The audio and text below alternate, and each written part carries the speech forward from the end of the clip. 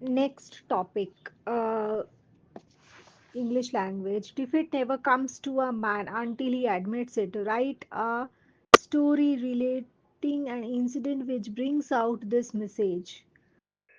The famous personalities we see around in everyday life are so inspiring. They have achieved the peaks in their respective fields, but to reach there, they had to traverse 1,000 difficult miles. Traverac, traverse. They had to traverse 1,000 difficult miles. Let us, however, not forget that each such journey began with a single step.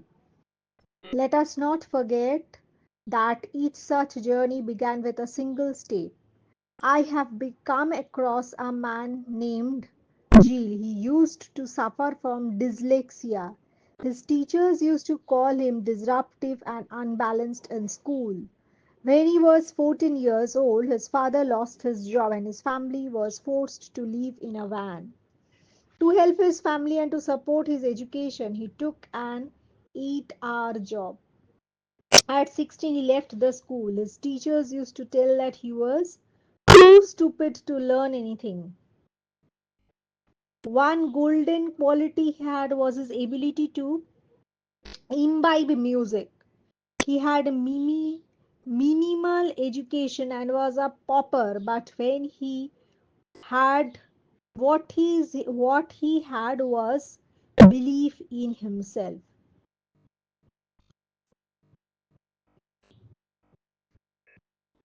As he used to lift his head up and open his mouth, his voice escalated with every tune that came out. The soothing words bounced off his tongue and released the tension held within. Music became the food for his mind. When he used to sing, he did it to his heart's content. His deliverance, those sort of confidence in the initial years, his deliverance lacked confidence in the initial years. But later, with time, he surpassed all his inhibitions. Instead of doubting his own talents mm, or being alarmed of failure, he started or being apprehensive. Alarmed na hoye apprehensive of without being apprehensive of failure, he started learning mm, from the inspiring artists and thinkers he came across. Because singing became his passion and he pursued it without hesitation. Slowly, he started hitting every note correctly. He gave up his doubts and fears as he understood that nothing good could blossom from wallowing in negativity. Nothing good can blossom from valuing valuing in negativity. Performing and auditioning was once nerve wracking for him. Performing and giving auditions was nerve wracking for him at the beginning. He used to have anxiety attacks initially. Later on, he started combating with these problems. Most vulnerable WANNABLE singers frizzle out even before the decade is up, but Jill really became a formidable figure to be reckoned with in the music industry. His renditions started enthralling the audience. Moreover, his achievements and success had come after he overcame many hurdles. আর ওগুলো বলা যায় যে হি learn কিছু গানের কথা এর মধ্যে ঢোকানো যায় যেটা include করা হয়নি. Next, the end justifies the means. Next topic. The end justifies the means. Machiavelli, in his book The Prince, advocated this doctrine. One of the major political thinkers was Niccolo Machiavelli. He was well known for the phrase, the end justifies the means. This phrase is significant for being continuously the subject of discussion and discourses till date. And it cannot be denied that there are implications and adversities when unworthy means are used to achieve what the ends. Individuals are known at times to use Machiavelli's phrase or expression as an excuse when they try to achieve their goals, no matter how immoral, illicit, or untoward their means are. For many individuals, it does not matter what means are being used to achieve something as long as they get what they desire for. They justify the wrong act but pointing to the outcome that was desirable. They justify the wrong act by pointing to the outcome that is desirable. The wrong justifications can be seen in some horrors that have happened through human history in the form of Holocaust, the bombing of Hiroshima and Nagasaki, not to mention the more recent attack on the World Trade Center. And the wrong justifications can be seen in some horrors that have happened through in the human history in the form of Holocaust, the bombing of Hiroshima and Nagasaki, and the attack, and the more to mention a more recent incident, that is attack on the World Trade Center. According to my opinion, no one should use bad means for any good end. A fitting analogy to this can be the case of a person trying to build a good house from bad materials. It extremely does not pay. The Holocaust was perpetrated by the Nazi regime, but the end was not worthy at all. The two world wars proved to be futile. Nowadays, even in a democratic state, government do not care whatever means they employ just to uh, win a mandate, MANDAT. They just concentrate upon the victory, although it means a loss of lives and property. Not to mention the toll it takes on, and it takes toll on humanity. Sometimes it takes a toll on humanity. People also pursue their dreams and goals uh, by facing obstacles and by overcoming them with the dint of sheer hard work. No should pursue their dreams and goals by facing obstacles and by overcoming them with by the dint of hard work, by dint of sheer hard work. No human should resort to such means that violates our basic principles, morals, and righteousness. One can never justify a crooked means, no matter how worthy the end might seem to be. Homicide, theft, debaucheries cannot be justified at any cost. Many people support capital punishment, considering the fact that the act of punishing someone is noble enough as long as it rectifies the person. Alas, It is also it is not so in reality. Hitler wanted to resurrect his country and lead it to world domination. Robespierre promised Robespierre. Robespierre promised freedom, equality, and brotherhood for everyone. Lenin Lenin offered land to the poor, and all of them used ruthless method to achieve their goals. However, such methods were resulted in bloodshed and death. When somebody says clearly that he would resort to any unscrupulous means to achieve his goals, he seldom talks about adopting noble methods. Otherwise, he wouldn't require this proclamation. Macbeth stabbed King Duncan to become the King of Scotland, and Brutus assassinated Caesar to save his own version of democracy. Can their actions be justified?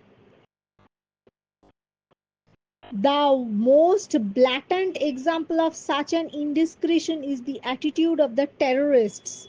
Their goal of waging jihad does not justify their act of killing innocent people or violating human rights. We cannot rationalize the declaration of war on a country to rid it of an oppressive regime without any regard to the collateral damage it can cause. In pursuing dreams, people more often than not choose paths with much obstacles. The methods which violate our sense of righteousness and morals cannot validate the goal, however worthy it might seem to be. The methods which validate our sense of righteousness and morals cannot validate the goal, however worthy it might seem to be. The methods which violate our sense of righteousness and morals cannot validate the goal, however worthy it might seem to be. After all, our moral values make us human beings. The leading exponent of this brickmanship was, of course, Krishna. Means of debatable morality were adopted to deprive Karna of his protective earrings and armor, and to make him gift away all the protective merit earned by him through his unrivaled philanthropy. The beheading of Drona by telling him a half truth and in all Lord Krishna was prime mover. Women's seductive manifestations were used for depriving the demons of their share of nectar. To make Vamasura destroy himself and disturb Vishwamitra's penance, the seductive power was used. Rama's killing of Havali is another instance of the use of prima facie and by prima facie, facie by unfair means.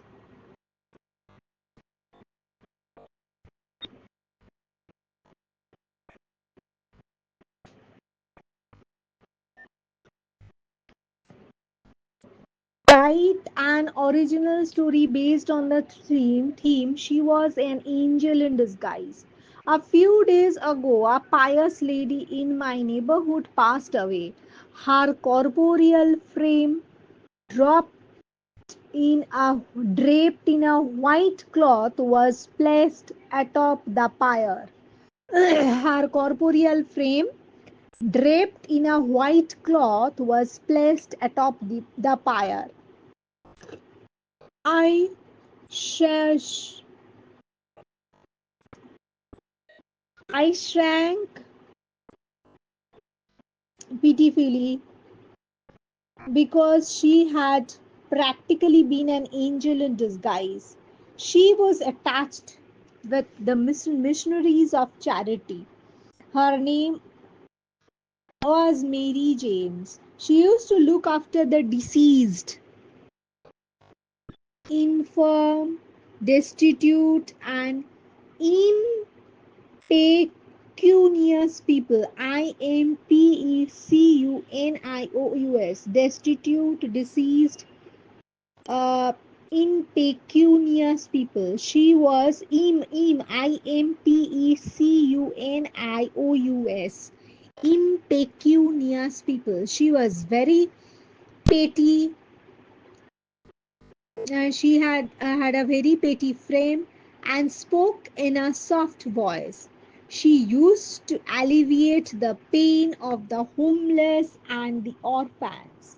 She used to take part in religious congregations and devoted herself, congregations, congregations, and devoted herself to the cause of those in need. She did charitable and selfless works for the abandoned children, lepers, the convalescents, convalescents, mentally retarded people, refugees, and the unprivileged ones. Miss Mary James adopted a female orphan child. She had parched out the scene of many people, and she saved the child from trepidation, trepidation. The child was disowned by his parents. She had brought up the child with motherly care and affection. Much against her parents' wishes, she took to these humanitarian works.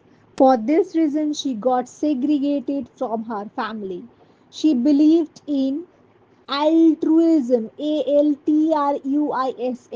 She was an altruism and the principle and moral practice of concern for happiness of other human beings.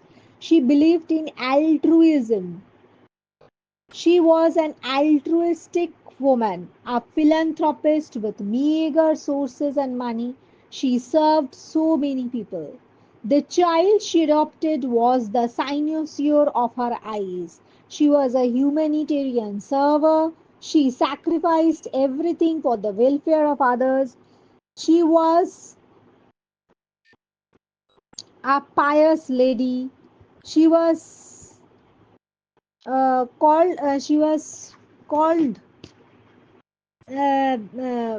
pious lady by all and sundry. At a time, she used to give education to the illiterate. She used to serve the leprosy patient.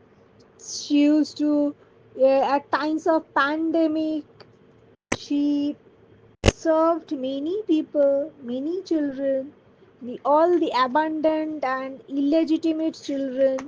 She fought for the welfare of the abandoned and illegitimate children of the society. Next topic. Recently, I had a hilarious experience of witnessing a scene in the waiting room of Howrah Station, Kolkata. I wanted to board the Rajdhani Express because I intended to watch an IPL match live at Firoz Shah Kotla Stadium, New Delhi. I reached the stadium an hour before the scheduled time of departure. Mercifully, I could sit in the air conditioned waiting room of Howrah Station. The pungent smell of the disinfectant infiltrated my nostrils. The fluorescent lights of the room pierced my eyes. The myriad of confused people made the atmosphere claustrophobic to a certain extent.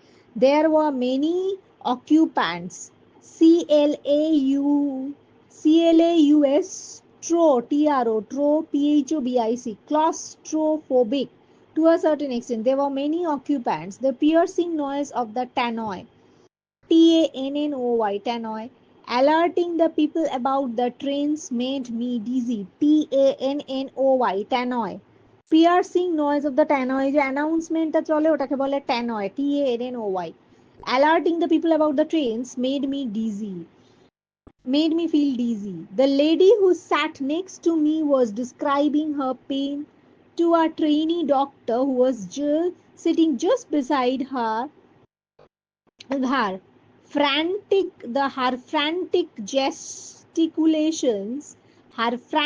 gesticulations seemed to indicate to me that the painful situation was wee bit was a bit of mild exaggeration. I felt sorry for the stethoscope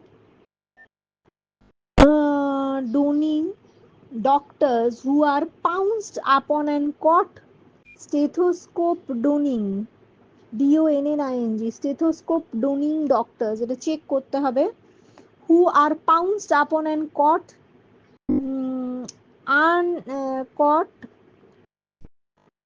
in unawareness by this onslaught of hypochondriac female. Hypochondriac, HYPOCHONDRIAC, hypochondriac females.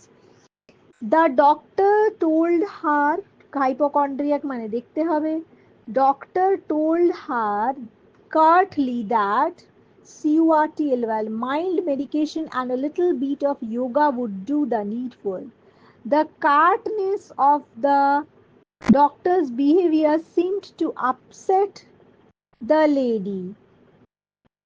Another lady seated by my side said that she was suffering from neuralgia. Neuralgia. Suddenly, her husband realized that their train was about to arrive and dragged his wife on. I could see a sign, I could breathe a sign of relief on the face of the doctor as he reclined in the chair. He must have been thinking why his left eye was twitching since that morning. He had uh, shared with me that the twitching of left eye for men is supposed to be a warning for bad times ahead. This gleeful situation reminded me of a fawn pursued by hungry lions. Fawn, FAWN, fawn pursued by hungry lions. Amongst the multitude of common people, there stood an old woman with a delicate grey hair. The quick-paced steps of large number of passengers made the atmosphere chaotic. Finding myself in this awkward situation, I started grabbing quick bites. I gorged the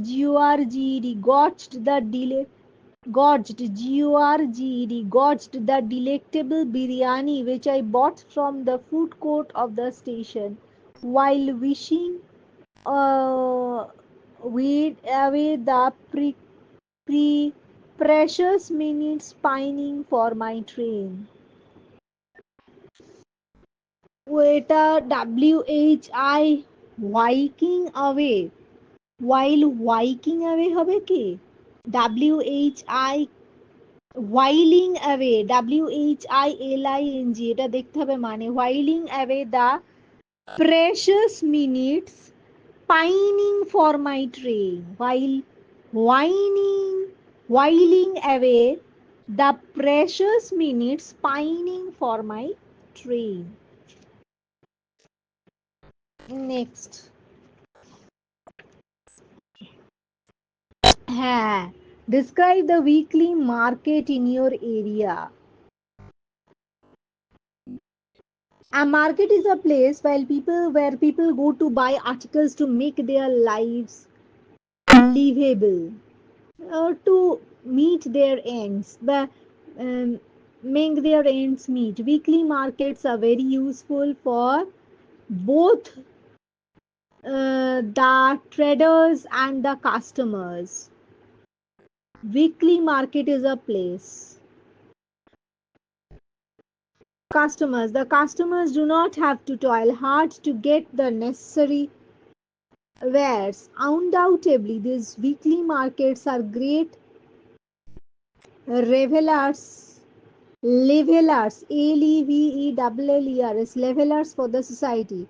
I stay in the commercial capital of India, and Mahim's Wednesday market is a popular flea market.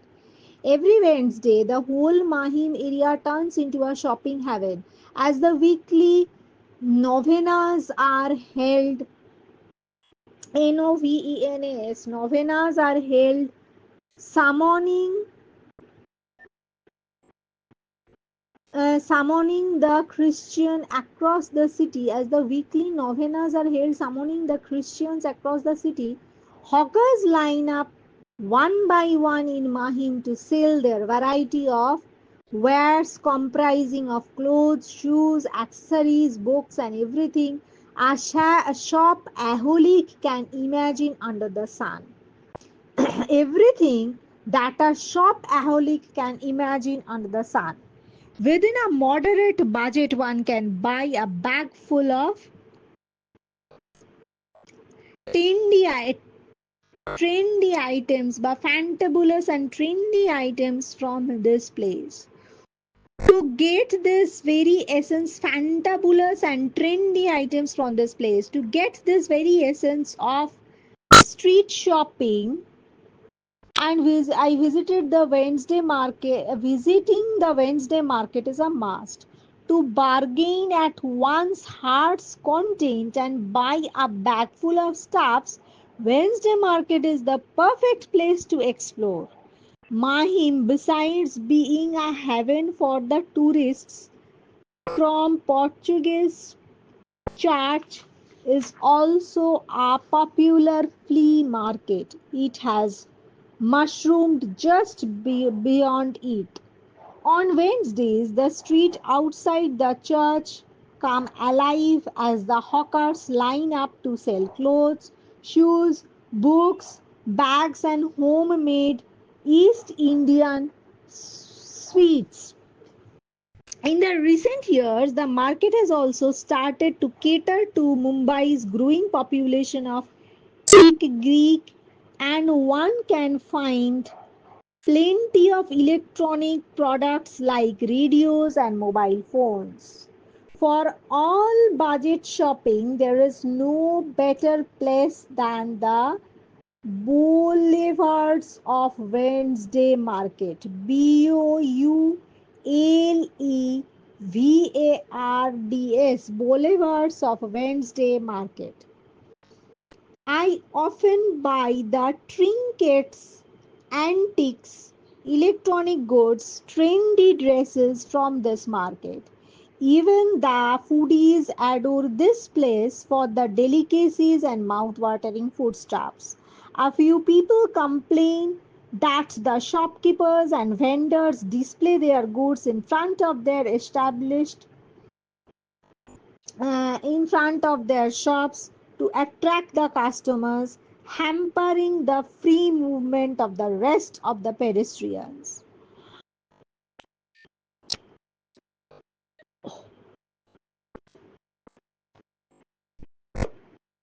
The shopkeepers and itinerant salesmen may also uh, display their wares upon the roads. However, these temporary makeshift shops shops provide the daily bread to thousands of shopkeepers. Their projections, though illegal, are not harmful in any way. Parking the parking charge also remains high for the stretch of road bordering the marketplace. Still, over here, goods can be procured at much cheaper rate. Procured at much cheaper rates than high class malls. Their trade cries make the lanes of old Mahim throb with energy, and their colorful wares adds enough vibrance to the neighborhood for one to pine fondly for this Indian market where when we are abroad, but when he is abroad.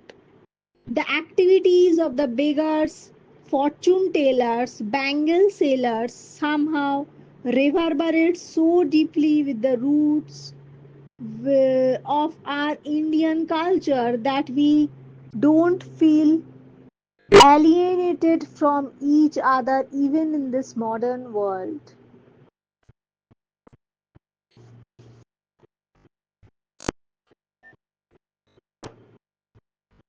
আর এইটা হচ্ছে সেই বাজারস in হায়দ্রাবাদকে remind করে এই মার্কেটটা। Kamala Das's Bazaars in Hyderabad.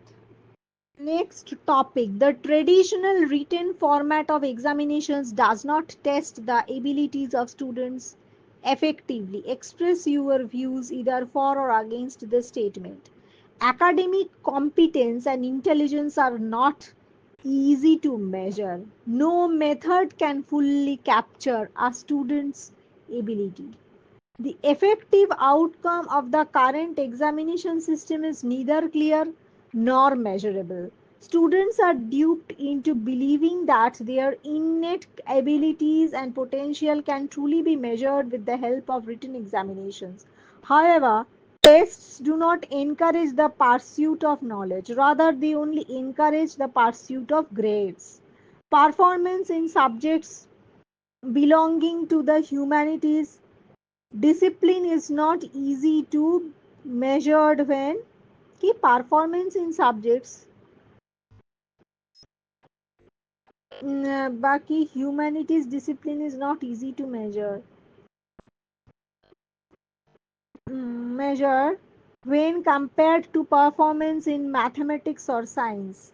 There are times when different examiners grade the same paper quite differently. মানে performance in the subjects but subjects which are of humanities stream, it's difficult to reckon the depth of a certain student in humanities subjects that are of humanities stream is difficult as compared to when compared to the performance in mathematics or science subjects. There are times when different examiners grade the same paper quite differently. Perform acha. Examinations lead to thoughtless cramming. Knowledge only for the sake of obtaining marks is bane of a system where examinations reign supreme. Rather than using coercive methods to test a child's ability, it, it's better that we should go for class discussion and debates which would lead to effective learning and retaining of innovative age. A student may not be in proper mental and physical condition during a particular exam. Obtaining less marks in a particular paper cannot prove a child's inability to grasp the subject. Failure in examination leads to loss of confidence for many students. It leads to low self esteem, which might induce depression and tendency to hurt oneself. Too much of pressure might prove out to hinge oneself from pursuit towards studies. Students often become lethargic and at times they start developing an abhorrence towards prevailing academic system. Coercive examinations often lead to various health problems like headache, nausea, and fever. Unhealthy competitive environment during the examination often leads to peer problems like ruined friendship and aggressive competitions. The substantial size of content in any domain of our syllabus often proves to be faulty. If a test or examination actually covers all the knowledge and skills in the domain, it would be too lengthy and cumbrous. Cumbrous to tackle, too lengthy and too cumbrous to tackle. So the standardized achievement test often fails to accomplish its measurement.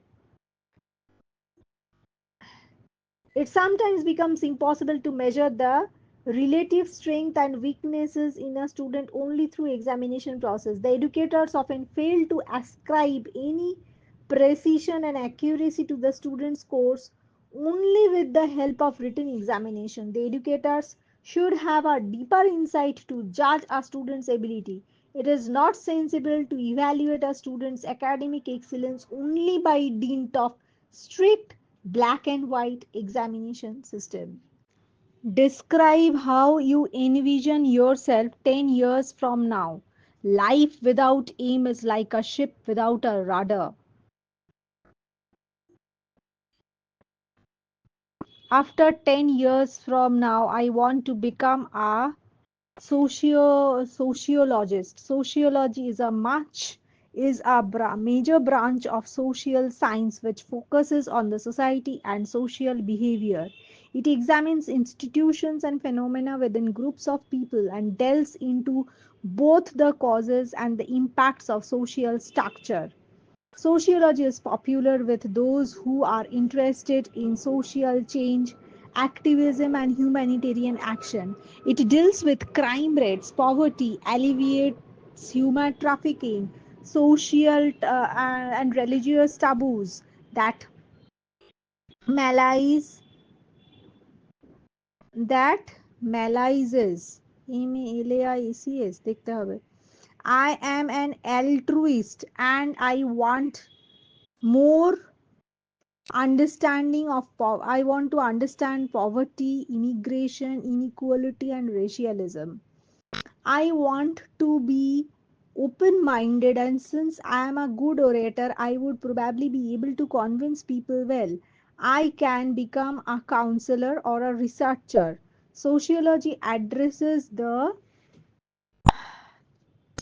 most challenging issues of our lives: rehabilitation case management, group work with the youth and elderly would be specialization.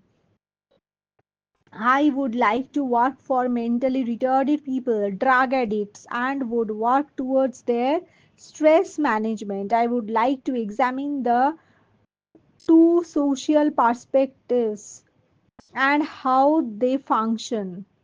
Examine the social perspectives and how they function. I would compare Marxism and functionalism. Marx called the system in which we live in is capitalism. Karl Marx equals to capitalism. He divided the society into bourgeoisies, BOURGEOISIA, bourgeoisie, and the bracket is the owners of production and the proletariat, the workers. He divided the society into bourgeoisie, and the proletariat. This is a simple view of a complex social phenomenon. One of the major functionalists, such as Talcott Parson, believed that understanding human behavior means understanding socialization. Both Marxism and functionalism aims at positivism, which is also called Marco-sociology. However, my target would also be positivism. I would focus on social organization and social interactions. আর ওইটা লেখা যায় যে আমি I'll join কি বলে NGOs. I would have to work on pragmatism, uh, কি and Weber are my most favorite socialists. Durkheim and Weber, Weber, are my most favorite socialists. I would like to go for a detailed study on ethnoce- ethnocentrism, ethnocentrism, and androcentrism. I would try to eradicate the prejudiced views of androcentrism and ethnocentrism. Probably the best example of a value committed sociologist was Marx, and he is my role model, my icon. During the presentation, it is important to maintain eye to eye contact. Presentations should be interactive. I would like to visit slums, NGOs, and rural areas.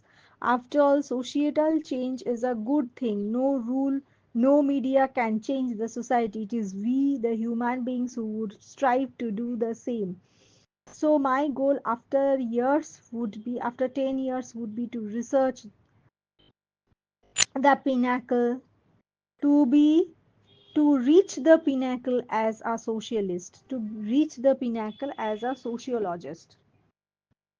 Closed circuit television must be installed in every classroom. For or against of the opinion, the 21st century classroom should have CCTV that needs to be installed in every primary and secondary schools. CCTV cameras ensures that children of all the abilities are being treated equally and no audiovisual evidence can be tampered with by the school authorities. The CCTV footage can be used to improve classroom teaching and child management. Schools should ensure the security and transparency because of the risk that vulnerable children might be exposed to due to untoward behavior of the staff members of the school.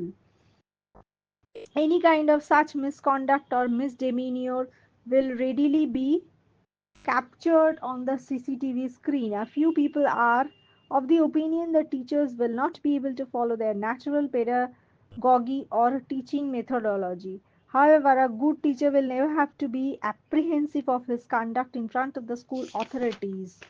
CCTV ensures transparency in the system of education in the schools. Teachers and students will follow the timetable and decorum of the school consciously. Schools must implement the biometric system for attendance, which also make the teachers punctual. Similarly, the installation of CCTV cameras in the classrooms will make the students more disciplined. Cameras inside the classrooms need to be perceived from the point of view of their use for desired effectiveness. Some teachers might have the tendency of resorting to white lies when the school administrators evaluate them. Many students or school authorities and even the teachers are sometimes falsely accused of something they have not done. All such problems can be eliminated with one little device that occupies a negligible amount of space at one corner of the ceiling.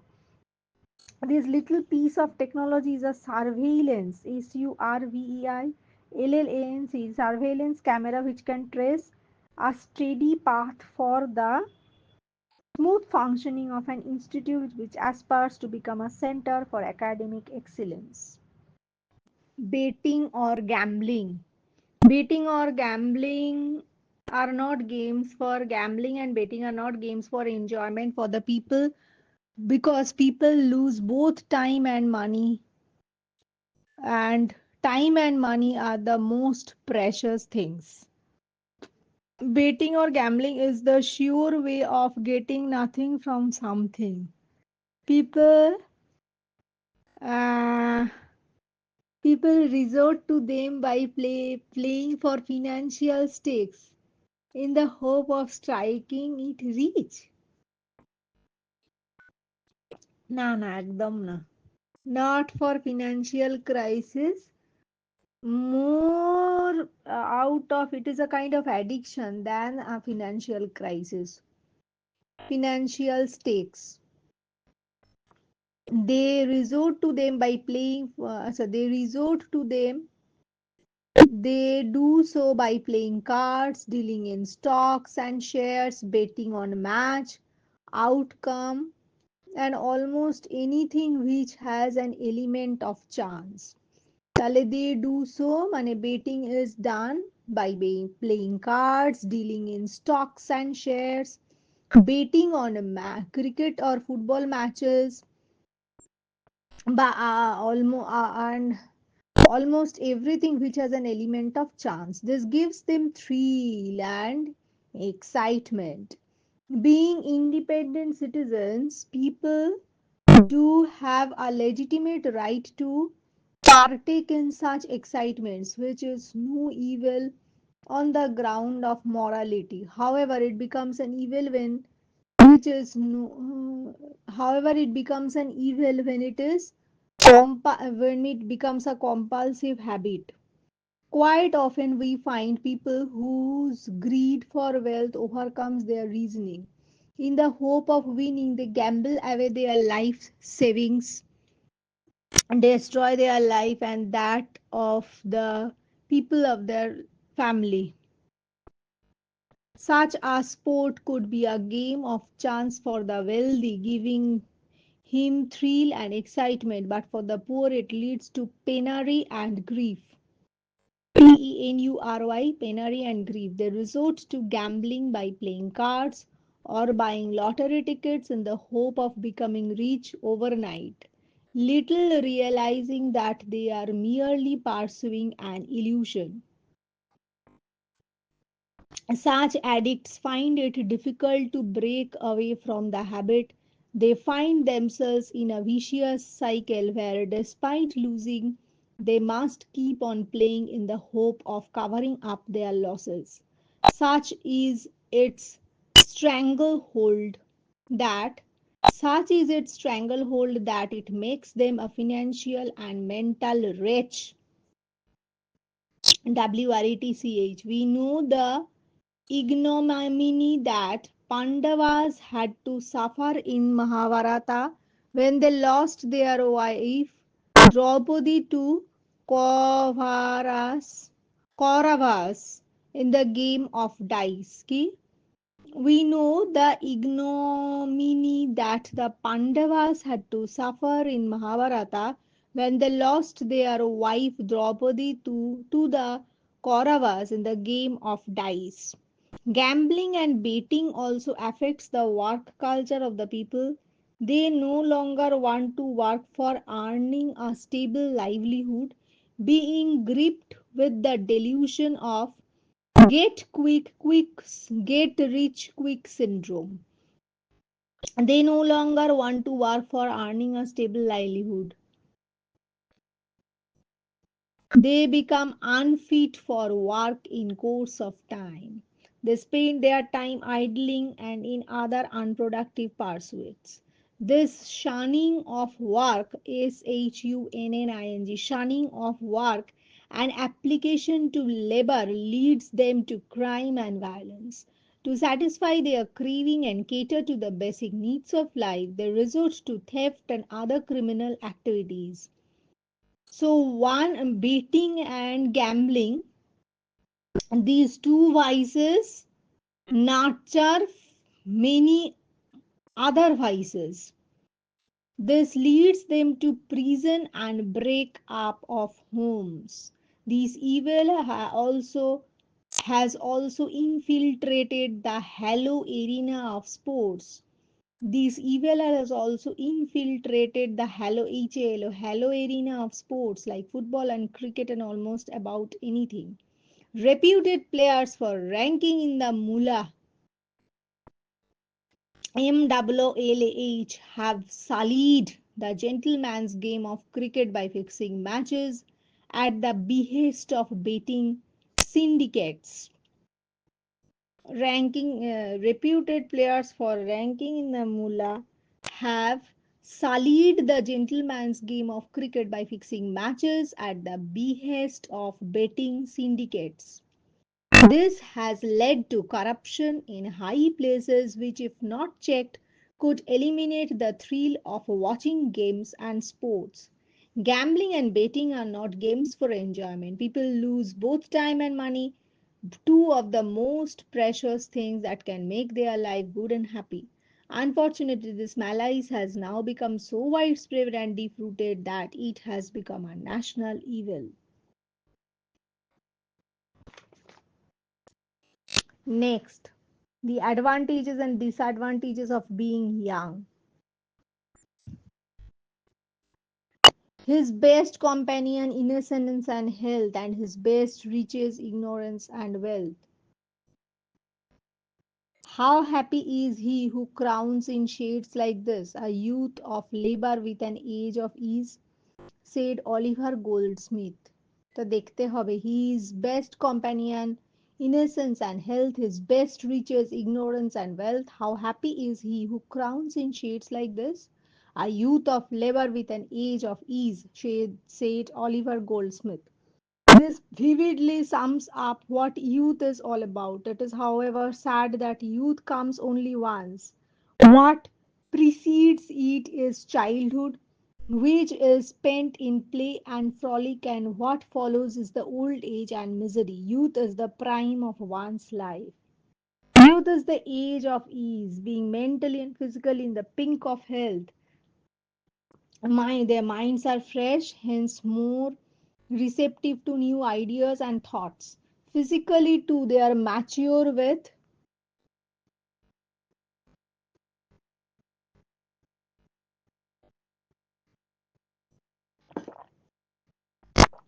physically too they are mature with all faculties functioning optimally. Being so endowed, this is the appropriate time for them to choose a specific stream for study that would lead them to their future career. Their innocence and ignorance are a blessing, making them free from prejudice or doubt. Their approach to life is therefore more positive and optimistic.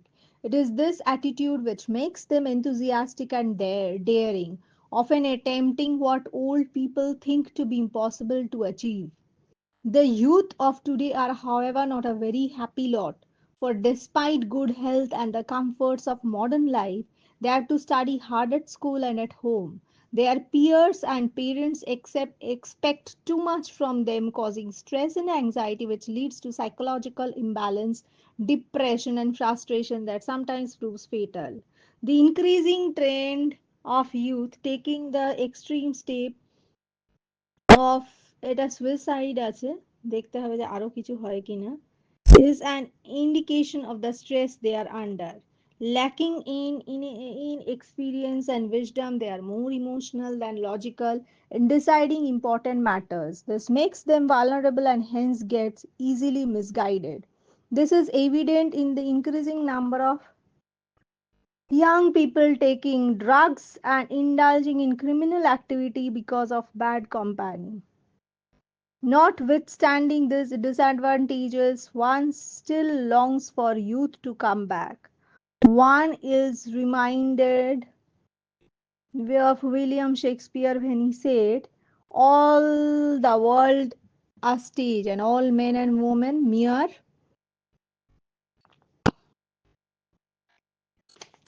এটা বোধহয় the world is a stage and all men and women and mere ইয়ে কি বলে actors বা performers. যাই হোক এবার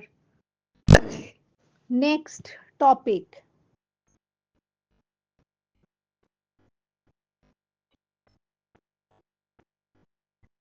mobile ফোনের ডিসঅ্যাডভান্টেজ সম্ভবত।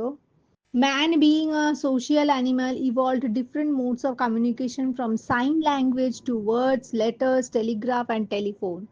Man, being a social animal, evolved different modes of communication from sign language to words, letters, telegraph, and telephone. The man by nature is a social animal, said the Greek philosopher Aristotle. This makes him constantly explore different and more effective ways to communicate with fellow human beings. Man is by nature a social animal, said the Greek philosopher Aristotle. This makes him constantly explore different and more effective ways to communicate with fellow human beings. Thus, what may have started as a sign language gradually transformed to words and sentences, and by which one could communicate one's ideas and thoughts. Man's endeavor to reach out to vast multitude of people across the globe led him to make inventions like telephone and telegraph. These were powerful and effective in reaching out to people all over the world till the 20th century. In course of time, he found them to be too slow and cumbersome to meet his insatiable desires. The advent of 21st century further revolutionized the mode of communication. The advent of the 21st century further revolutionized the mode of communication. The launching of communication satellites paved the way for wireless communication. The arrival of the computer and the internet provided instant connectivity to anyone across the globe throughout the world web. The networking sites in the internet like Facebook, Twitter, and Google have now reduced the world to a global village. Besides communicating, one can also visually interact with others using webcams and microphones. The boom in information technology has made it possible to access any information on pressing a key on a computer. It has also enabled many value added tax services that have made life comfortable. Mobile phones are the latest gadgetry in communication. Gadgetry in communication that has caught the fancy of the youth. Mobile phones are the latest gadgetry in communication that has caught the fancy of the youth. Being extremely light and portable, they come loaded with value added features like camera, audio, video, recording, music, etc. They are undoubtedly the easiest and most effective way to stay connected with our near and dear ones. The integration of the internet in the mobile is the ultimate change. The smartphone has now become the most valuable and trusted companion without which life is unimaginable. It enables me to put my idle time to better use. It enables me to put my idle time, like time spent in my time does not get wasted. And it saves time. While I travel or at leisure, I can make better use of this phone. I can now access information on the internet for my by internet surfing. With the help of internet surfing, I can do wonders on the internet for my project work anytime, find my way in the city, or interact with my friends and relatives who stay abroad. It also offers a host of entertainment features like movies, games, which I can enjoy in the confines of my home. All this is now possible without using a computer or the hassle of visiting a cyber cafe. এটাও একটা question এসেছিল, modes of communication are constantly changing. Which one change you like and why?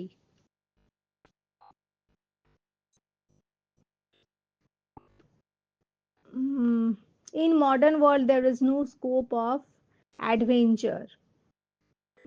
Man has always been fascinated by the mystery of nature.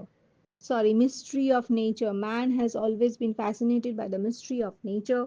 The process of unveiling these mysteries has made him adventurous. The last 2 centuries were very eventful for great adventures and discoveries were made during the period. This has made our life more easy and comfortable.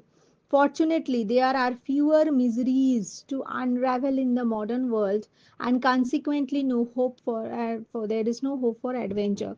In medieval times, adventure was manifest in all spheres of human life. This was because man lived in the strength of physical prowess. He waged great wars and made big conquests in his quest for supremacy. There were many avenues for adventure in hunting and discovering new places and people. Then followed the age of great discoveries and inventions in the field of science and technology. The invention of cars, trains, and airplanes drastically reduced travel time. Telegraph and telephones conquered time and distance. Diseases that were thought to be deadly were overcome by new discoveries in the field of medicine and healthcare. Compared to the giant strides man made during this period, there are limited avenues of discovery in the modern age. This is because fewer discoveries are now being made, and those that are taking place are difficult for common man to apprehend. Travel has always been an important avenue for adventure. Man is is unquenching thirst for thrill that has made great voyages, discovering new continents, oceans, countries, and even planets. Men like Columbus and Vasco da Gama became immortal on discovering America and India respectively. However, traveling by train, car, or an aeroplane in modern time can hardly be called adventurous. Tremendous change has taken place in the field of sports and entertainment. Thrilling sports like hunting and fighting wild animals have now made way for cricket, football, and indoor games, which by no stretch of imagination are adventurous. The expensive emphasis on studies to make a career has made life dull and devoid of excitement. The modern age has made one lazy. One has become accustomed to having the best of amenities at the click of a button. This leaves no scope for adventure in the modern world.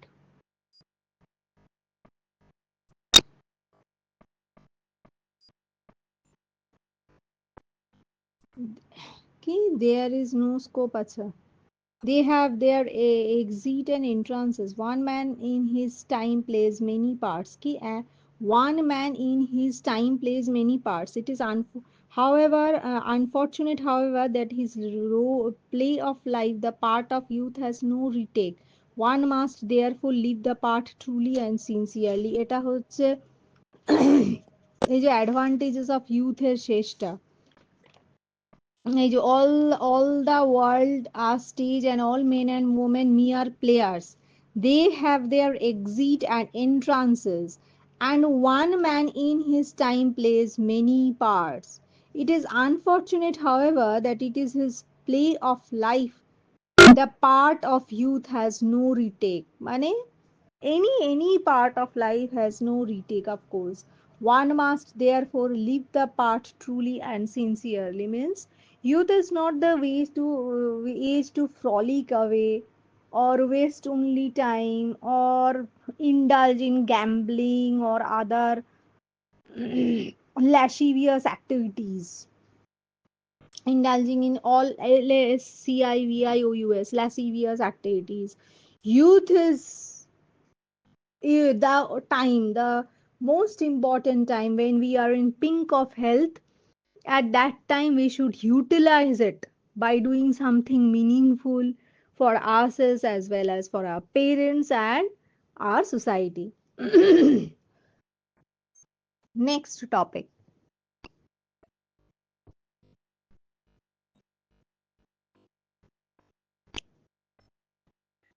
কিছু good manners আর wastage of time পাই এরকম কিছু আছে। A gentleman by gentle deeds is known, for a man by nothing is more betrayed as by his manners. কি বলছে? A gentleman by gentle deeds is known, comma, for a man by nothing is more betrayed as by his manners, said Edmund Spencer. এই Edmund কথাটা না মনে থাকলেও Spencer মনে থাকবে, Spencer. Manners not only constitute Manners not only constitute outward behavior but also constitute good conduct and morality. Thus, it would be wrong to assume that good manners comprise only table manners, social etiquettes, and salutations. Education and family environment also plays an important role in imparting good moral values which lead to good character. A person may be handsome or beautiful, but he or she becomes attractive, pleasant, and appealing only by having pleasing manners.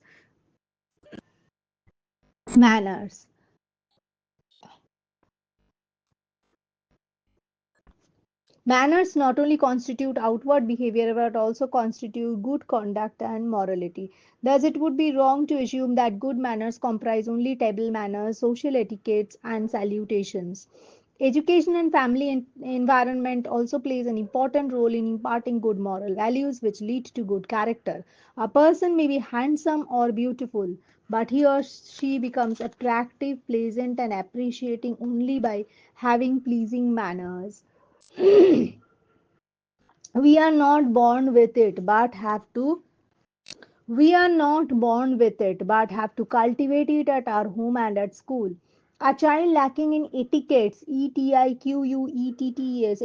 like talking, greeting, and carrying himself or herself would grow up to be an uncouth and disgusting person.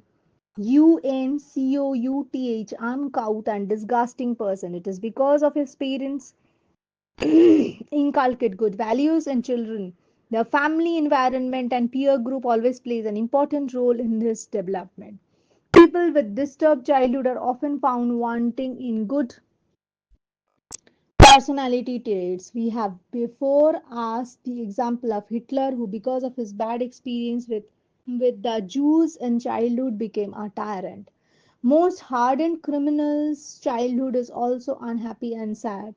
They may adorn themselves with the most expensive distress, but their mannerisms and actions betray them for what they really are. Good and wholesome education is also an essential prerequisite. It enables one to differentiate between good or bad, noble or evil. It helps in imbibing good habits and noble virtues like honesty, truthfulness, compassion, etc.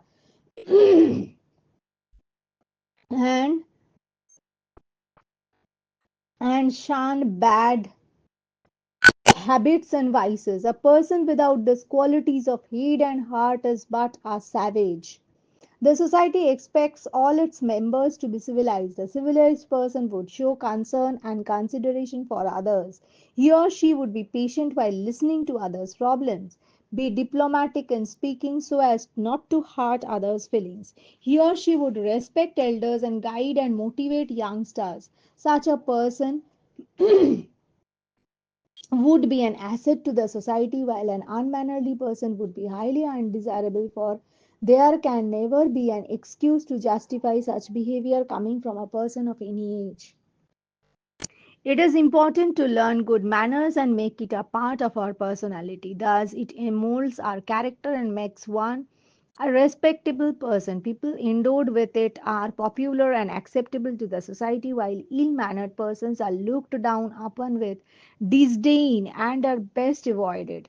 Undoubtedly, good manners are the ornaments that make a woman a lady and a man a gentleman. It plays an important role in our lives without which we can never be respectable. We cannot be respected by respectable persons in true sense. Manners maketh a man. Next topic. More lessons are learnt in sports field than in the classroom.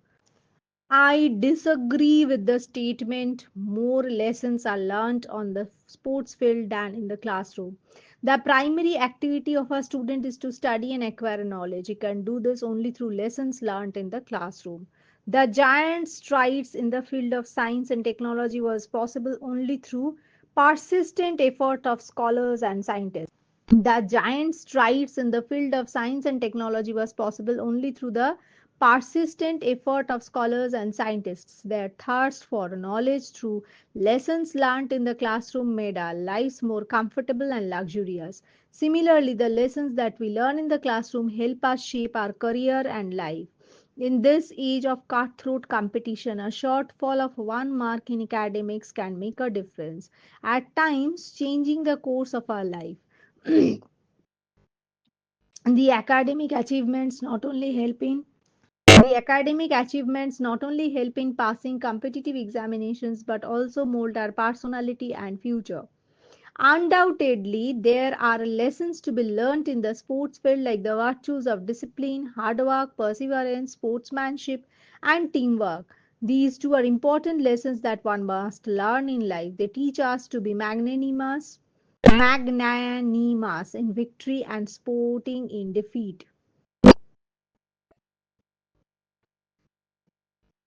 They teach us to be magnanimous in victory and be sporting in defeat. Nevertheless, these lessons and attributes can also be acquired by engaging in other activities like indulging in one's hobby, playing indoor games like cards, carom,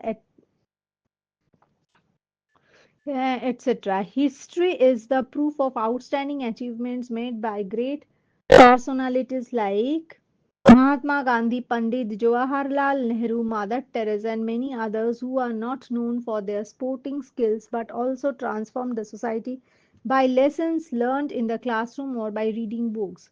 We have also before us the great achievement of differently abled scientists Stephen Hawking and social reformer Helen Keller. Despite being physically handicapped, their achievements can put ordinary mortals to shame. The lesson that one learns in the sports field can at best help in improving one's skill in particular sports. This could be important for aspiring sportsmen and women who has chosen to excel in a particular sport. It could also help others to stay physically fit and be good source of recreation. However, for students, more lessons are learned in the classroom than in the sports field. This is because classrooms are meant for serious studies, while activities in sports field can at best help recreate and augment the learning. Next topic. Uh, tradition দিয়ে time waste হচ্ছে এরকম said Lord Tennyson about the acha there is not to make reply there's not to make reply there's not to reason why there's but to do and die there's there's not to make reply comma next line there's not to reason why comma next line there's but to do and die said Lord Tennyson about the noble tradition of discipline in the patriotic fighting forces across the world. The word tradition means unwritten beliefs and customs handed down from one generation to another, which we knowingly or unknowingly adhere to in our daily lives. It is the emotional fabric which binds us to our forefathers and makes it distinct from one another. Some of the finest moments are in upholding the tradition of the family, clan, or country. Men have laid down their lives for upholding noble traditions, making them immortal and great.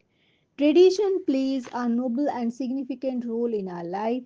It lays down guidelines for simple and even complex decision making so that we can utilize our time more effectively.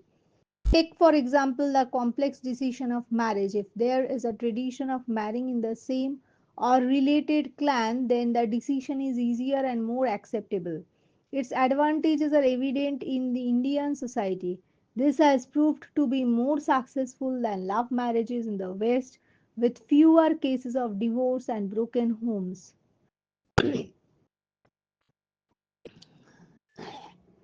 It has also a lot of emotional and ornamental value which is practiced very proudly by our armed forces, some of them being passed on from the British Army. The ceremonial parade, flag hoisting, and many others are fine traditions that should be maintained at all cost. Tradition is a stimulant to progress. One does not have to worry about doing mundane or even important things for there is a set of custom or procedure. There is a scientific approach while the final outcome is assured without having to experiment. It makes us emotionally and psychologically peaceful so that we can focus all our energy for self advancement and progress. The tradition of holding the flag high in the face of adversary has made many ordinary men immortal and great. They did not think twice before lying down their lives upholding this tradition. Their act of bravery has at times changed the course of battle and even history. However, not all traditions are good. There is need to weed our tradition and practices like untouchability, good child marriages, and dowry. These have no place in modern society. Enlightenment and education has enabled us to differentiate between good and bad. It should be our endeavor to promote the good and weed out the bad traditions in keeping with time. Boarding schools are far better than day schools. Long queues of parents desirous of admitting their wards in boarding schools despite the high costs and ample proof of the crucial role they play in molding the future of their children. The Battle of Waterloo was won in the playing fields of Eton. এটা একটা কথা আছে, the Battle of Waterloo was won in the playing fields of Eton, Eton. Eton being a famous boarding school in England that trained boys for career in military and civil services. The superior character of the young men from the school tipped the balance in favor of the British during wars. Indeed, many leaders emerged from the hallowed portals of such boarding schools to guide the destiny of their nation, often creating history. It is an undisputed fact that boarding schools are far better than day schools for all round development and education of a child.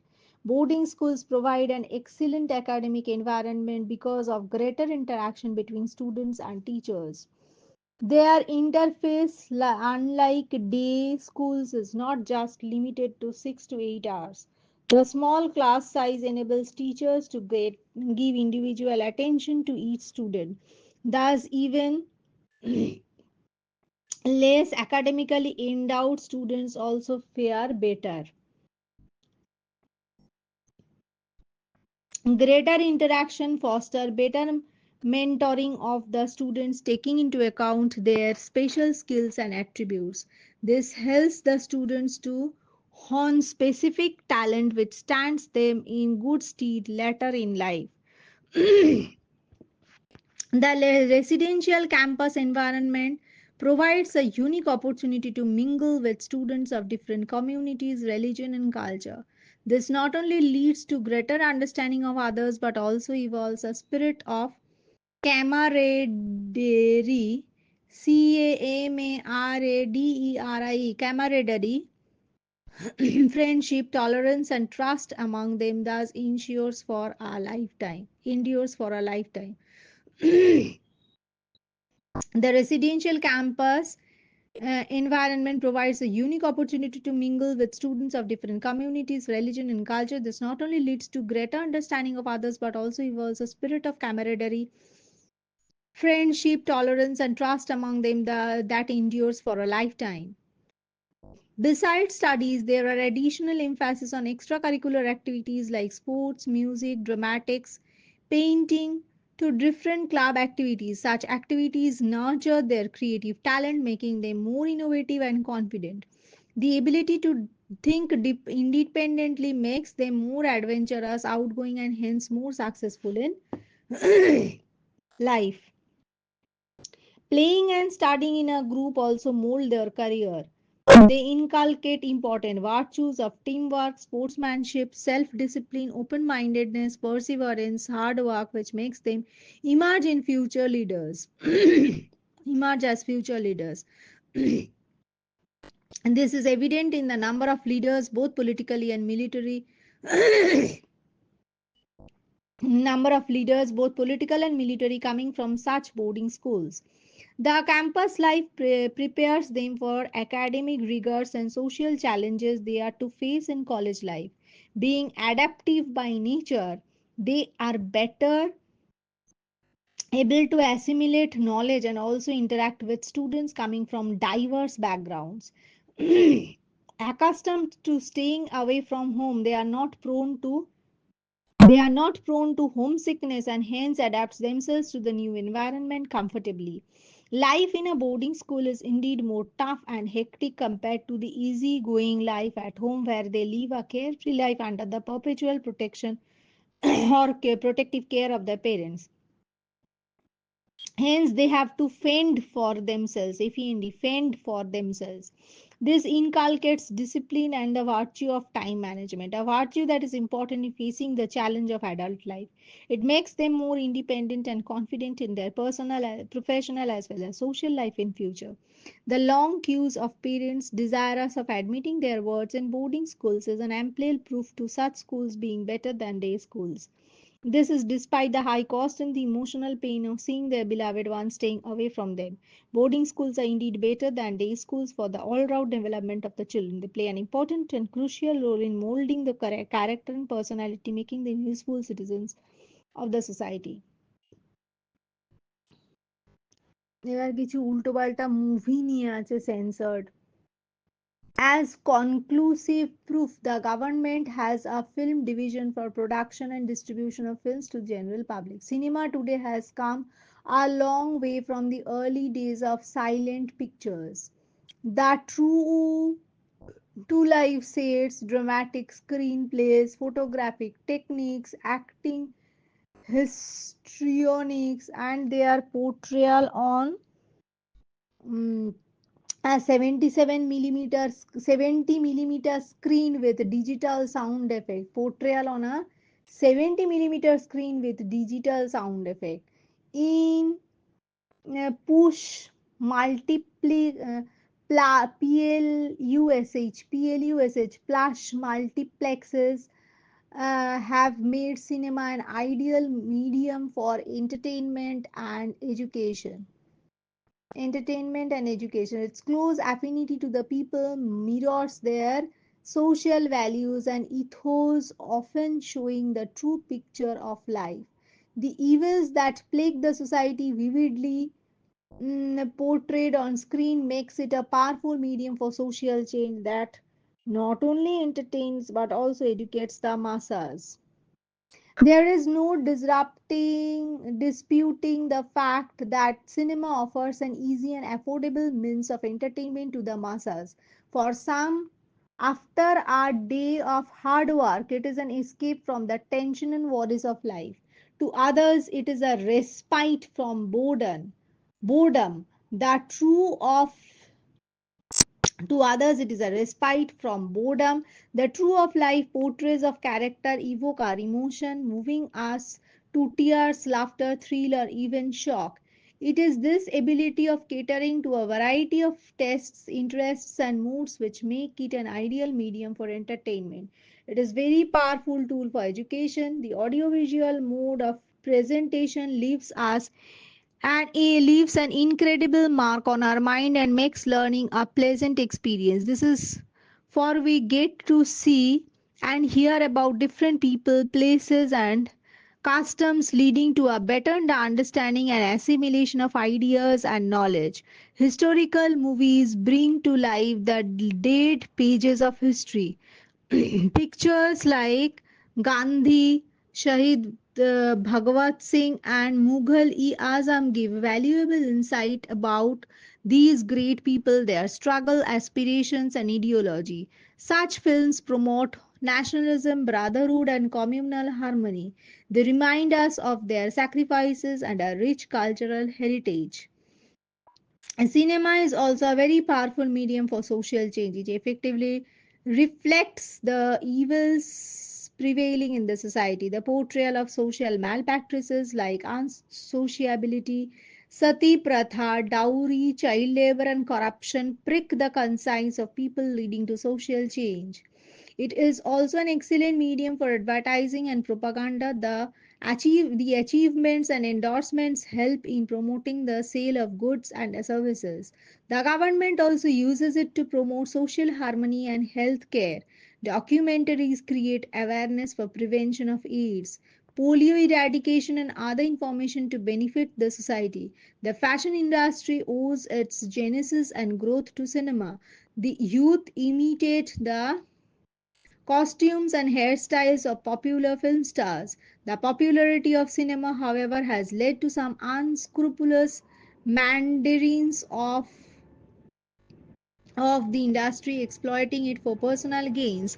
Unwanted scenes of censored things and violence are displayed to draw the crowd to fetch them the mullah. Moolah. Habashay mullah. They contained that these are essentials for a film to be realistic and commercially viable. This is a very frivolous and irresponsible argument which corrupt the youth and the society. Such tactics are basically used to cover up the weak storyline, lack of creativity and direction. This has been amply proved by the resounding success of good films like Three Idiots, Tare Zameen Par or Pa, which did not use such cheap gimmicking, Gimmicry, Gimmicry.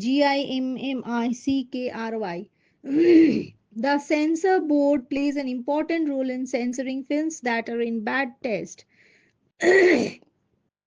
Realizing its significance, the government has set up the film division under the Ministry of Information and Broadcasting for the production of distribution of good films for the general public. It is a conclusive proof of the significant role that cinema plays.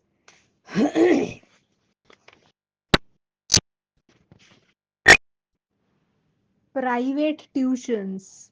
Private tuitions plays an important ICC 2011. Private tuition plays an important role in shaping the future of the students. Private tuitions are necessary evil because of the আচ্ছা ইয়ে হচ্ছে private tuition plays an important role in shaping the future of the students. এটা হচ্ছে মানে heading answer. Private tuitions are necessary evil because of the cutthroat competition for qualifying in competitive examinations or even getting admission to good colleges. Because of the private tuitions are necessary evil, এটার উপরেই এসেটা private tuitions play an important role in shaping the future of the students because of the cutthroat competition for qualifying in any competitive exam or even getting admission to good colleges. Private tuitions is necessary. It has led to children as young as 6 year old going for personalized coaching. The popularity of private tuition can be attributed to the declining standard of teaching and instruction in schools, especially government schools. So, the popularity of private tuition can be attributed to the declining standard of teaching and instructions in schools, especially government schools. Unhealthy as it seems, private tuition cannot be dispensed with. And this is because in the rat race of competition, children lose their childhood carefreeness. After spending 6 to 7 hours in school and another couple of hours at tuitions, the child has just no time to play or indulge in other childhood activities. It is because schools that were once considered to be the temple of learning has now become commercial institutions. The high school student to the uh, teacher student ratio makes it impossible for the teachers to give personalized attention to students. There is also dearth of quality teachers to explain the difficult concepts and lack of creative teaching methods to address different needs of the students. Furthermore, teachers are inaccessible in school for students fear reprimand on approaching reprimand on approaching them for clarifying their doubts. The picture in government or rural schools is even more dismal for teacher Absenteeism is quite high. Thus, even in rural areas, students are forced to go for private tuitions. And the students unable to get help from the teachers in school cannot turn to their parents. This is because they do not have the time or the skill to help their words at home. The parents thus have no option but to send their words for private tuitions.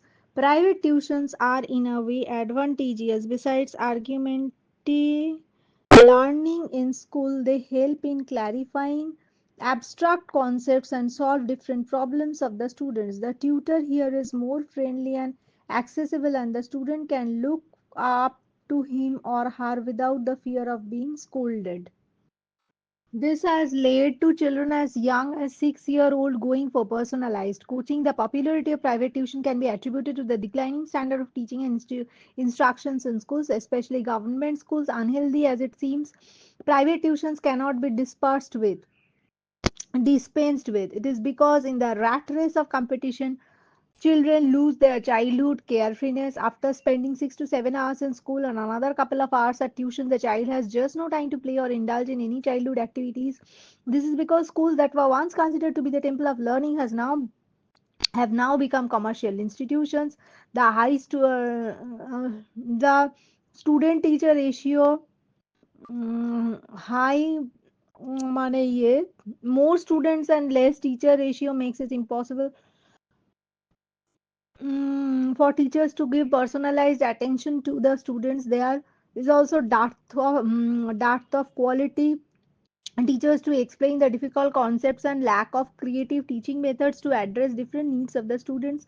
Furthermore, teachers are inaccessible in school for to students fear reprimand on approaching them for clarifying their doubts.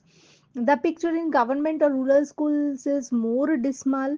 For teacher absenteeism is quite high. Whereas even in rural areas, students are forced to go for private tuitions. The students unable to get help from the teachers in school cannot turn to their parents. This is because they do not have the time or the skill to help their words at home. Mm, the parents thus have no option but to send their words for private tuitions. Private tuitions are in a way advantageous because argumentative learning in school they help in clarifying abstract concepts and solve আর তার advantage লেখা যাবে না তাই disadvantage হিসেবেই লিখতে হবে যে people believe that in private tuitions are advantageous because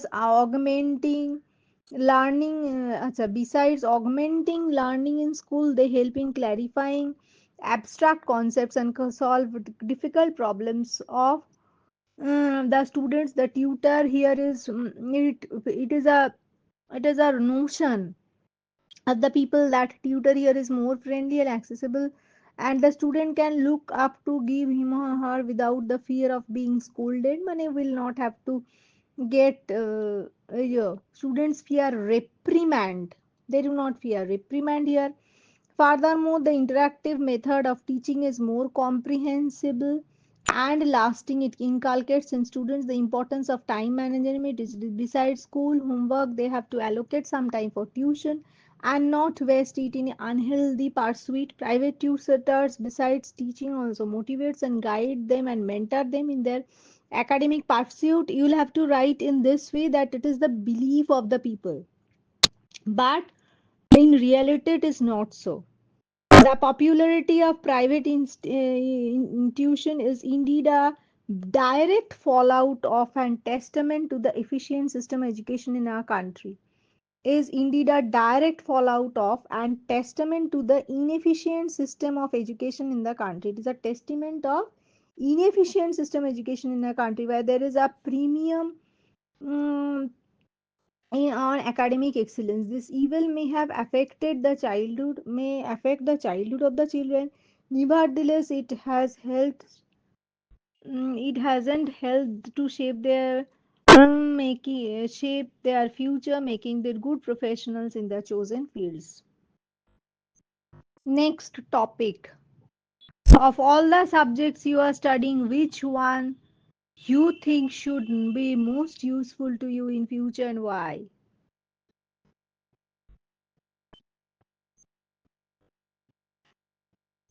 a need for studying many subjects, studying for the love of the subject, the multiplicity of subjects that I have to study sometimes bewilders me. I have often wondered the utility of studying Shakespeare in English, literature, history, geography, social science, etc. There are a host of other subjects which probably have no use.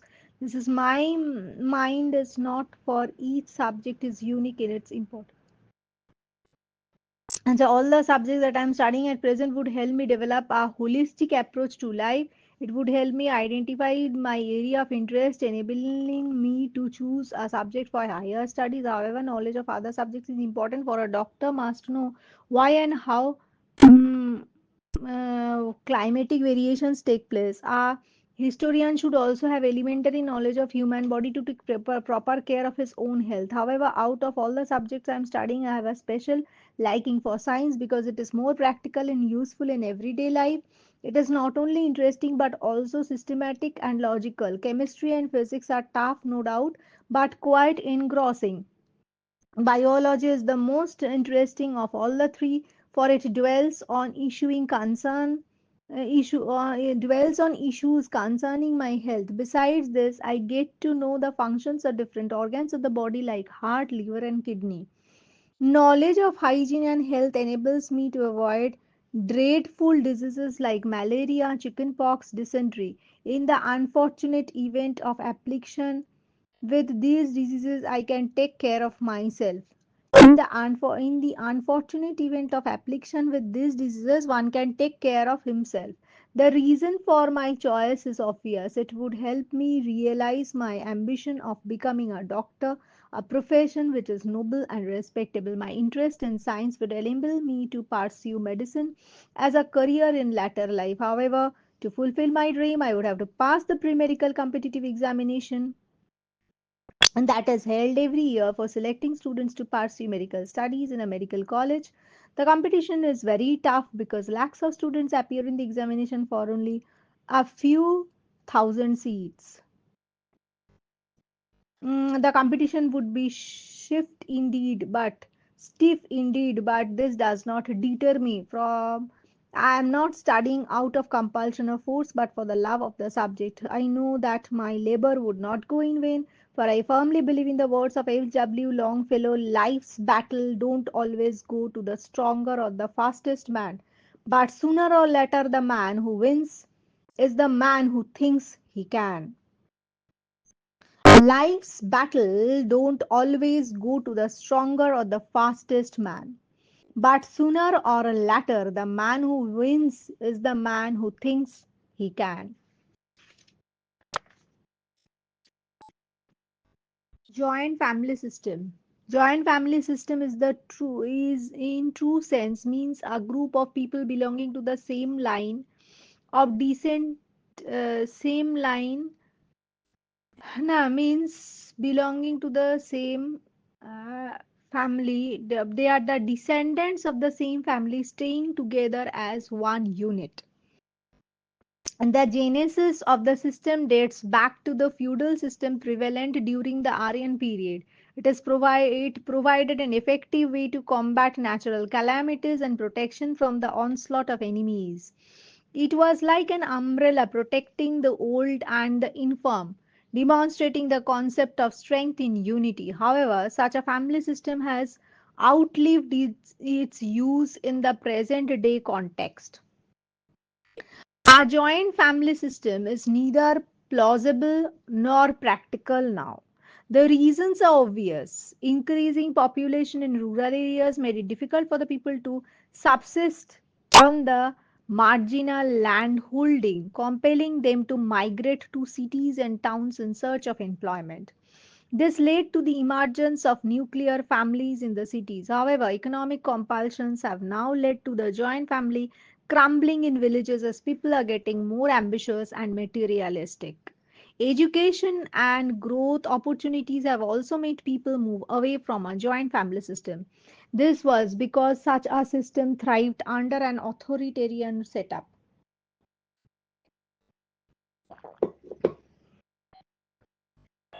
where Karta or where the head of the family took all the decisions. It stunts the aspiration of youth and becomes an impediment in their progress. In the age where expertise, initiative, and ideas command a premium, a joint family system is a hindrance and of no relevance. Such a family system is also socially impractical. The society today has become one great family where there is tremendous opportunity for people from different castes and creed. The crumbling boundaries have resulted in more and more intercaste marriages taking place. Was also possible in an open society with complete freedom of thought and action. The nuclear families have also done away with internal squabbles and unpleasantness inherent in a joint family. Love and mutual respect has also increased, for the absence makes the heart glow fonder.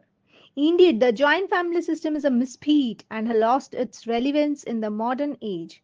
It is no longer possible to live in such a system which is completely out of tune with time, where there is emphasis on excellence and not consensus. Next, it is better to be born rich than talented.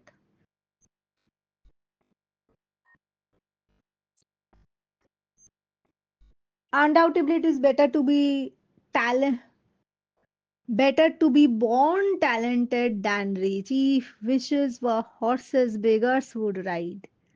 If wishes were horses, তাহলে beggars would ride. This is an unconceivable statement. However, given a choice, I would prefer to be talented. Both possessing a talent is more satisfying, honorable, and lasting.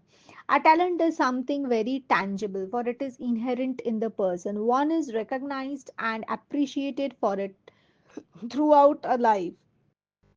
A talent could be any specialized skill in sports, music, painting, acting, or any field of human endeavor.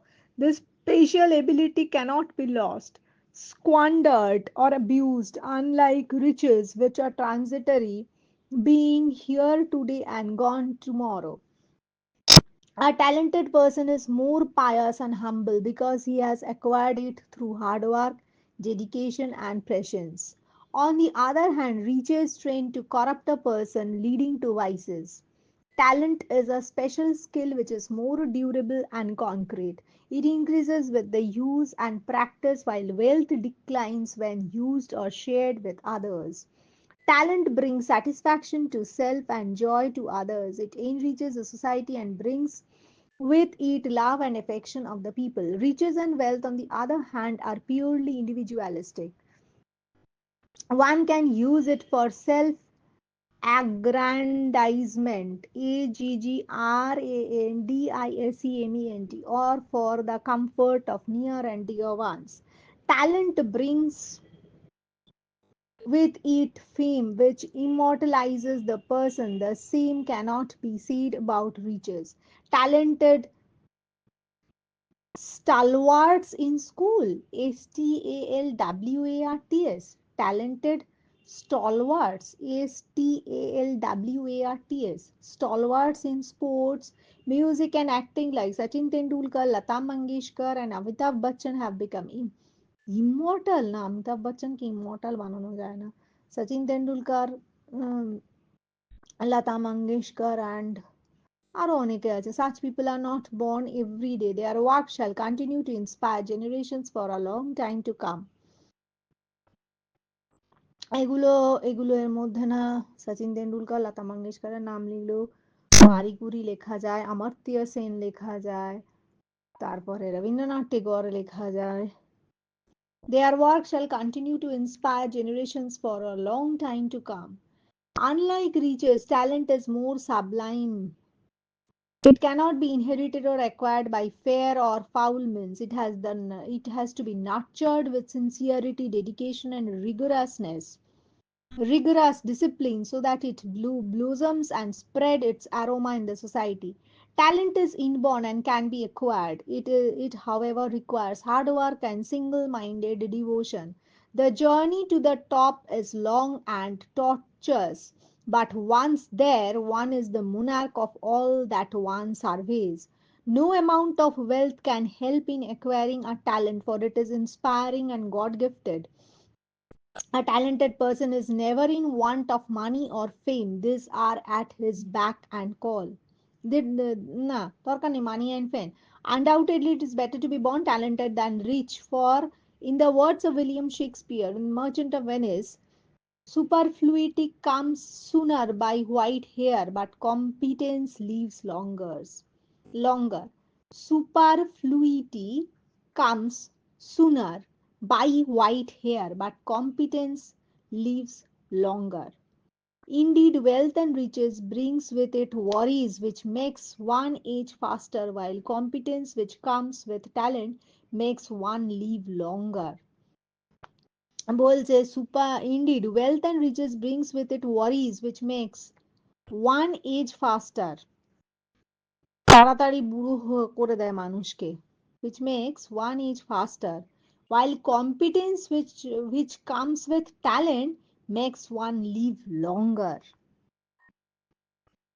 Retributive punishment. What is retributive punishment? The state look upon itself the role of policing the society. Humanitarians advocated for a reformative form of punishment which lays stress on reforming the person.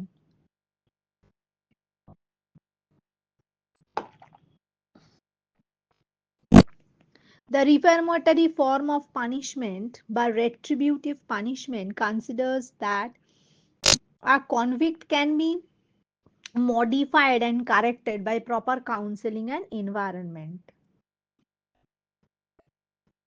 তারপরে রিফর্মেটরি form of punishment, রেট্রিবিউটিভ আর রিফর্মেটরি কি আলাদা?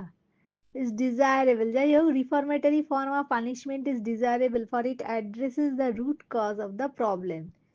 Give a dog a bad name and hang him. This is retributive or avenging. হ্যাঁ, retributive টা একটা, reformatory-টা আরেকটা. And this is retributive or avenging punishment. Here, criminal is severely punished to deter others to obey the law. The effect of such a form of punishment on the public is debatable, but the effect it has on the criminal is evident. Such punishments existed up to the 19th century when legal codes were severe and penalties harsh. This was consciously done to compel people to obey and fear law. It was also felt that the criminals or the people who broke the law should be kept away from contaminating the society. The state thus took itself upon itself the role of policing the society. The effect on the criminal was disastrous. They suffered brutalities in prison and were bullied into submission. Punishment like flogging and solitary confinement, even denial of food and water were the order of the day. Being in the company of hardened criminals, they imbibed their skills and nursed a secret hatred for the society. They came out of prison more hardened and dangerous. Their animosity towards society further aggravated as people shunned and looked down upon on them. Exasperated, they took to crime on much larger scale. Thus, a small time offender became a hardened criminal. This negative aspect of retributive punishment made humanitarians campaign for prison reforms which resulted in quantum shift in the ideology of melting out punishment. The prison codes have been modified and savage penalties have been abolished. Prisoners today enjoy human rights which are duly respected. It is because of growing conviction that reformatory form of punishment which lays stress on reforming the person is more desirable than punitive. The reformatory form of punishment considers a convict a human being who can be modified and corrected to become a good citizen. Thus, in imprisoning Prisoning the criminal, the state sees this as an opportunity to reform him. Jails today are therefore equipped with television, libraries, and vocational training centers. Besides formal education, vocational training is also given to the prisoners so that they live a normal life on completing their term. Thus, offenders are reformed to become good citizens. Indeed, the reformatory form of punishment is desirable for it addresses the root cause of the problem, which could be poverty or deprivation. This is also in line with Mahatma Gandhi's philosophy hate the sin, not the sinner. এবার plastic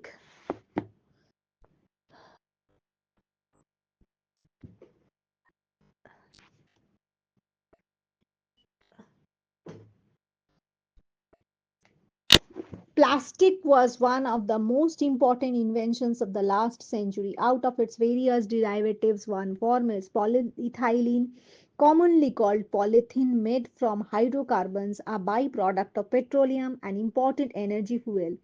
Being tough and light, it has great industrial and commercial use, especially in packaging industry. However, its excessive use in recent times have threatened the environment. This is a cause of great concern, for it now threatens our very existence. Polythene is used in a number of products like toys, automotive parts, waterproof wear, etc. However, the most common use in the packaging industry however, the most common use is in the packaging industry. Polythene bags, being light and durable, are extensively used as shopping bags, virtually replacing the good old paper bags that were more environment friendly. Its excessive use in the domestic and industrial sector is a cause of great worry. The indestructible nature of polythene poses a serious threat to the environment. If it is indestructible, for it cannot decay, decompose, or be burnt like jute, paper, or other organic material. The polythene bags litter the streets and are dumped in garbage bins. Unsuspecting animals that eat them die a painful death.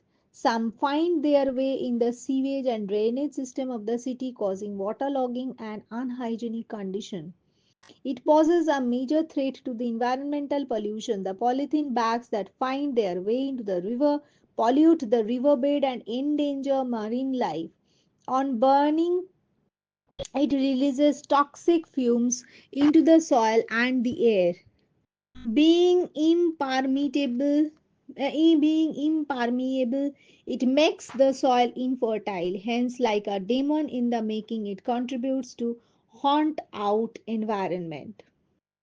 There is need to check this menace before it acquires a gigantic proportion. People need to be educated on the harmful effect of using polythene by organizing discussions and workshops. There is also need to encourage the use of other packaging material like paper or cloth that are biodegradable to replace polythene bags. If required, laws should be enacted to ban the use of polythene, for this is the least we can do to leave a clean environment for the future generations. Next, democracy বেশি ভালো, এইটার উপর এর আগেও এটা হয়েছে। People enjoy fundamental rights and have concept of democratic society which is more advantageous. People enjoy fundamental rights and a freedom of speech, work, religion. The right of franchise enables them to elect the government of their own choice, makes the people master of their own destiny, unity in diversity. Few disadvantages plague the system created by narrow minded political and religious leaders. Democratic society offers stability and better quality of life than any other form of the society. Living in a democratic society has many advantages and is the hope of future. Government of the people, for the people, and by the people shall not perish from the earth, said Abraham Lincoln. Abraham Lincoln said Abraham Lincoln said he that government of the people, for the people, and by the people shall not perish from the earth. He was indeed very prophetic, for people living in a democratic society have a say in the working of the government. Such a democratic society is therefore bound to be good and successful. India, the largest democratic country in the world, is an excellent example, a diverse but vibrant and progressive society. This is for people living in a democratic society have absolute freedom to live their life. They enjoy fundamental rights and the fundamental rights and have freedom of speech, work, religion, and doing business. This makes their life happy, secure, and progressive. For there is no interference of the state in personal matters that exist in an autocratic or communist society. The right of franchisee enables people to elect the government of their choice. Such an elected government caters to the regional aspirations of the people, thereby safeguarding their identity and individuality in terms of language and traditions. The encouragement of different cultural and social practices uh, removes feeling of alienation and deprivation among different sections of the society. The constitution of the country guarantees equality and justice, for which special concessions